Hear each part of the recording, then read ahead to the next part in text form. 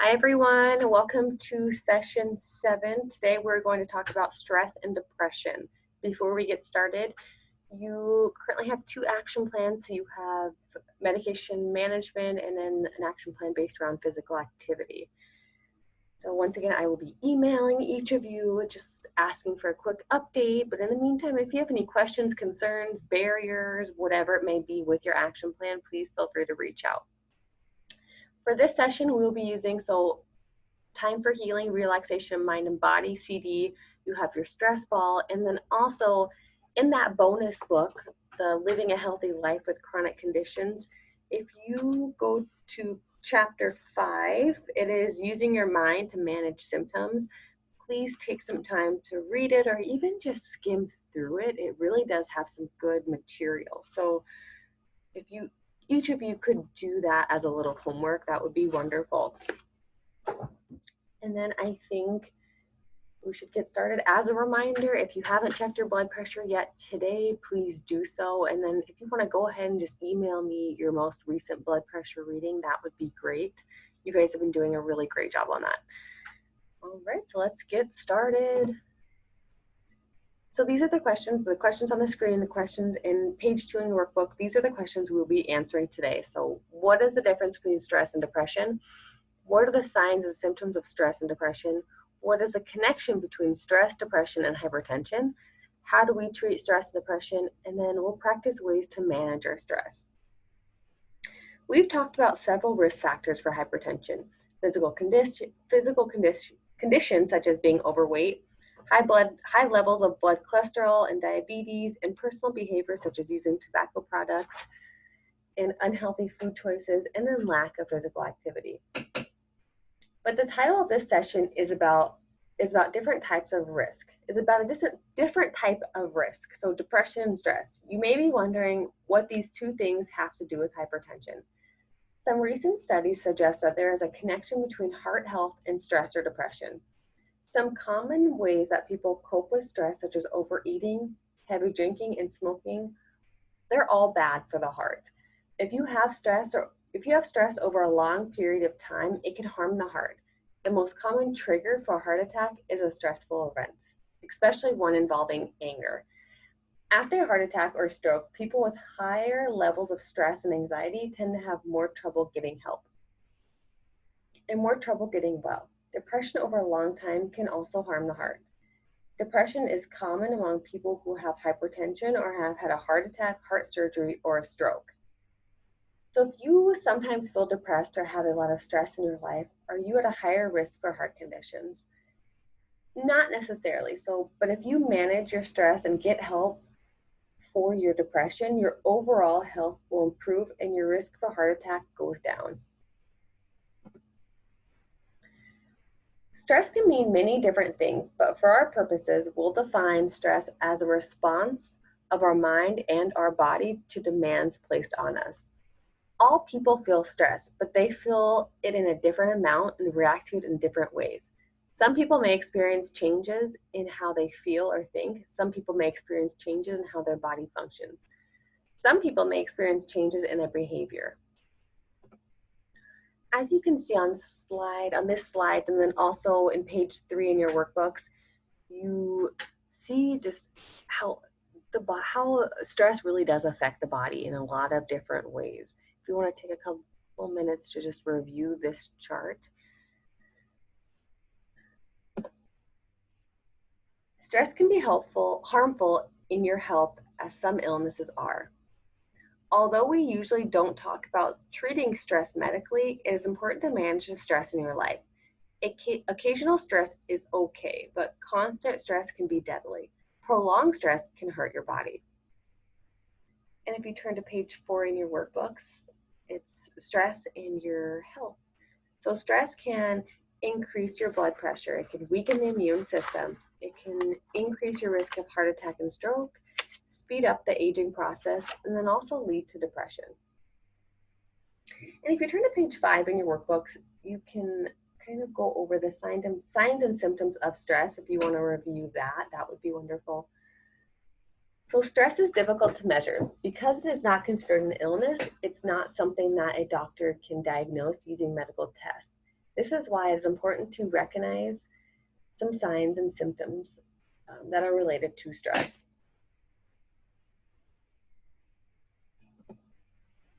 You can reduce the stress in your life by making changes in your lifestyle. If you want to turn to page 6 and kind of listen along as I go through some of these tips. So keep up a positive attitude. Focus on the positive things that help in your everyday life. Take time to have fun and to enjoy the simple things that make you happy. Take a walk on a sunny day and enjoy the birds, trees, and flowers. Watch a funny TV show. Accept that stress is a part of life. Make a list of things in life that cause you stress and then think about how serious each of them really is. Pick out the things that are not under your control, such as the weather. When you feel stressed, think about the cause. Is it something minor? Is it something you cannot control? Think about whether the stress is actually causing you more harm than the problem itself. Thinking about it may actually reduce your stress. Balance home and work responsibilities. To have a balanced life means spending the most time and energy possible on what is most important to you. There is no set formula for living a balanced life. For example, some people like working a 60-hour work week, while others want to spend less time at work and more time with family and friends.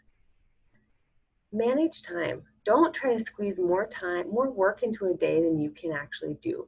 Also, leave room for unplanned things that come up. Take mid-morning and afternoon breaks. You will get more done if you do that. Set goals you can reach. When you think about setting goals, make sure that you are within your reach, so make them realistic. Think about your schedule and other personal issues. Many people forget to think about these important things, and as a result, they set goals that they can't reach. Eat nutritious meals and snacks and be physically active each day. People who are hungry become stressed out more easily. Caffeine, which is found in coffee, tea, soft drinks, and some medicines, can cause nervousness and tension. Physical activity reduces stress and helps your heart, lungs, and blood vessels stay healthier. It also makes you feel better. Learn to relax. Practice doing certain things slowly, for example, eating or folding laundry. Sit back in a chair and concentrate on relaxing your muscles. If you find this task hard, try tensing and relaxing your muscles in turn until you can tell the difference between having tense muscles and then having relaxed ones. And then if you turn to page 7 in your workbooks, it's managing stress. So no one can control all of life's challenges, but there are ways to cope with them. And then, so if you want to take a couple minutes to review that sheet, and then we would also go over page 8, 9, and 10 as well. And then this handout, it's from the American Heart Association, and it's given to people to help them understand stress and also how to handle it. So once again, take a couple minutes to review those handouts. Let's practice different techniques you can do on a regular basis to help control your stress. So we typically, like I said, this workshop is normally in person, so we would be able to do these as a group, some of these different techniques. So I'm just going to tell you what they are, and then hopefully you all do it on your own. So definitely this is where the Time for Healing, that CD comes into play. So pop that in your CD player, your computer, and listen to it. It really is great. It's a great CD. I actually try to use it weekly. So a couple of techniques. You can do progressive relaxation, and this is the tensing and then relaxing each muscle group of the body. And then you try to do it one group at a time. It can relax the muscles and lower blood pressure, heart rate, and respiration.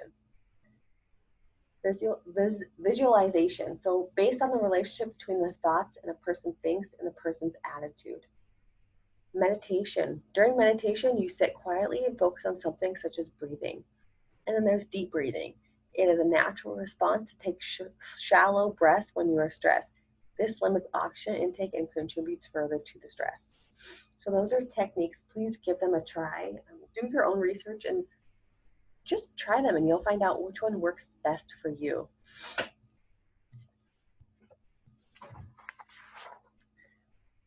Unlike stress, depression is an illness.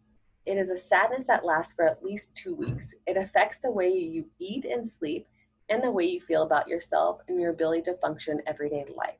Depression is not a sign of personal weakness. It's not, and it's not something that can be wished away. Different people have different symptoms. Without treatment, depression can last for weeks, months, or even years. So if you want to turn to page 11 and kind of fill in the blanks as I fill in the blanks in what I just said, or just continue on with me. So depression may be caused by many factors for older adults in particular, some of which may include caring for a sick spouse, losing a spouse, deaths of friends and family members, loneliness, loss of physical ability to carry out daily activities or recreational activities of choice, financial worries, too much responsibility for grandchildren, worries over being institutionalized or a burden to the family, and then losing independence. Depression sometimes runs in families. This means that if you have depression, others in your family, such as a grandparent, parent, aunt, uncle, cousin, sister, or brother, they may also have it.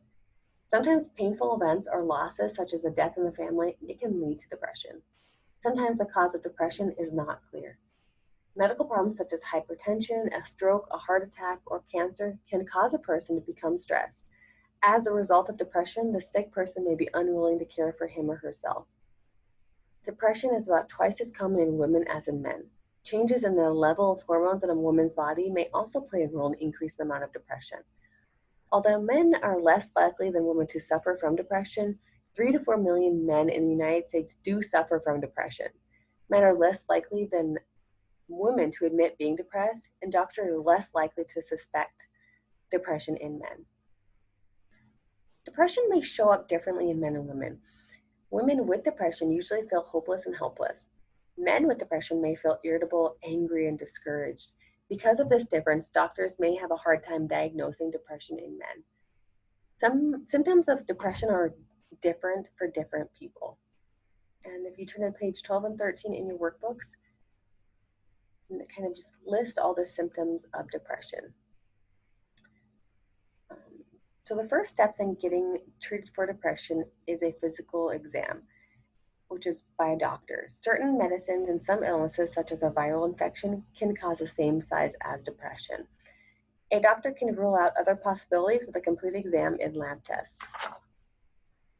Once the doctor has ruled out any other illness, the next step is usually a psychological evaluation, which is kind of about the mind or emotions. The doctor may do this evaluation, but more than likely he or she will have the patient see a psychiatrist or a psychologist. And the difference between those two is a psychiatrist is a doctor with a medical degree and can prescribe medication. A psychologist has a degree in psychology from a college or university, and they cannot prescribe medication. A good evaluation will include a complete history of signs of depression. The doctor usually asks the patient, when did the signs start? How long did they last? And how bad are they? Have you had them before? If so, were they treated? And then how were they treated? The doctor will ask about alcohol and medicine taken, whether the patient has thoughts about death or suicide. The doctor will also ask questions about family history. Have other family members have had depression? Were they treated? If so, what worked for them? If you turn to page 14 in your workbook, it's treating depression. There are two common types of treatment for depression. So it's medicine and then talk therapy. Patients should ask their doctor which type is best for them. Some people need both treatments to feel better. Medicine for depression are called antidepressants. Your regular doctor or psychiatrist, which is a medical doctor trained in helping people with depression, can prescribe them for you. Antidepressants may take a few weeks to work. Be sure to tell your doctor how you are feeling during this time. If you're not feeling better after a few weeks, your doctor may have to try some different medications to find what works best for you. Medicine sometimes cause unwanted temporary side effects. You may have dry mouth, blurred vision, feel jittery or sleepy, or sick to your stomach. Tell the doctor if you have these or any other side effects. Some medication must be stopped slowly to give your body time to adjust. Never stop taking an antidepressant without talking to your doctor about how to do it safely. You should not use alcohol or street drugs because these may cause the antidepressant to not work as well. So talk therapy involves talking to a healthcare professional such as a psychologist, a social worker, or a counselor. This therapy helps you learn to change the way depression makes you think, feel, and act.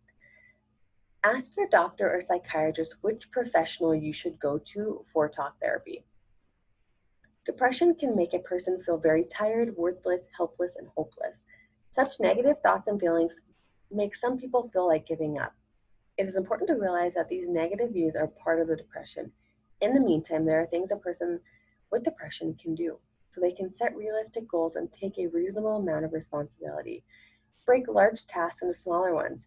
Do what is most important and do what you can as you can. Try to be with other people and to confide in someone. It is usually better than being alone. Take part in activities that may make you feel better. Mild exercise, going to a movie, a ball game, or participating in religious, social, or other activities may help. Expect your mood to improve gradually, not immediately. Feeling better, it takes time. People rarely snap out of a depression, but they can feel a little better day by day. Remember, positive thinking will replace the negative thinking that is part of a depression and will disappear as your depression responds to treatment. And then let your family and friends, let them help you. Depression can happen to anyone, but we know from research that people with heart disease are more likely than healthy people to suffer from depression. We know too that people with depression have a greater risk for developing heart disease. Also, people with heart disease who are depressed have a greater risk of dying after a heart attack and stroke than those who are not depressed. So, why do you think this is true? Remember, depression can make it hard to function in everyday life. Depression makes it hard to care about taking medication or to remember to take medication. Making lifestyle changes such as increasing physical activity, eating healthy foods, and quitting smoking can seem impossible for someone that is suffering from depression. Depression may affect heart rhythm, increase blood pressure, and affect the blood's clotting ability. Depression can also lead to higher blood sugar and blood cholesterol levels. These risk factors, together with being overweight, often predict heart disease. Despite research showing a link between depression and heart disease, depression often is not diagnosed and left untreated. People with heart disease or stroke, their family and friends, and sometimes even their doctors may not see the signs of depression or may mistake them for usual feelings that are a part of heart disease or stroke. Many signs of depression are like those of heart disease and other illnesses. Doctors trained to see the signs of depression know the right questions to diagnose a depression and can treat the person for it. If you turn to page 15 in your workbooks titled Signs of Depression, please go through those signs. And of course, sometimes depression can cause people to feel like killing themselves. If you are thinking about killing yourself or know someone who is, please talk to them about getting help. So call 911, go to the emergency room, call and talk to your doctor now, and then ask a family or friend for help or to tell them to take you to the doctor. Just please get help. And if you don't have someone to talk to or family member, whatever it may be about these, please, and you don't know who to go to, you can absolutely reach out to me and I will direct you to the right person. I will make sure you get the help you need. And then if you turn to page 16 and 17, it's 4 steps to understanding depression and getting help for depression. It's a checklist that each of you can do. Please take the time to do it. And once again, if you need any help as far as this topic goes, please feel free to reach out to me. Studies have shown that when people have mental stress or tension, blood flow to the heart can decrease. People who have reduced blood flow to the heart during mental stress are more likely to have reduced blood flow to the heart during everyday activities. They are also more likely to have heart problems, such as repeat heart attacks. They might even need heart surgery. There is good news. People do get better when they get help in reducing their stress. And then, so session 7 on page 18 in your workbook, there's a session 7 review. Please fill that out. And then 1920, so page 19, there are some ideas for this session for your action plan. And then, of course, page 20 is where you can write in your action plan. Hopefully, it's based around stress management. If you would like to share your action plan with me, I would absolutely love that. And then once again, if you haven't done so already, please check your blood pressure and then email me or call me your most recent blood pressure reading. Other than that, we have one more session, so bear with me. We have session 8, which is individualized action plan. And once again, any questions, concerns regarding this session, please feel free to reach out to me. If you need additional CDs, additional books, whatever it may be, additional stress balls, I have them. So once again, just shoot me an email or give me a call. But all right, I will see each of you for session 8. Thank you.